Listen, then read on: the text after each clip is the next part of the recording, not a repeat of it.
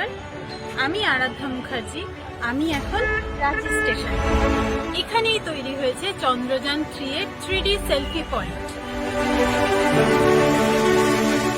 Bokaro still city স্টেশনে বানানো হচ্ছে উজ্জ্বলা যোজনা, হাতিয়া স্টেশনে ইন্ডিয়ান মিলিটারি, আর ওড়িশার ঝারসুগুড়াতে স্কিল ইন্ডিয়া। এই সেলফি পয়েন্টগুলো রেল মিনিস্ট্রি থেকে তৈরির দায়িত্ব পেয়েছে ইন্টার পাবলিসিটি প্রাইভেট লিমিটেড।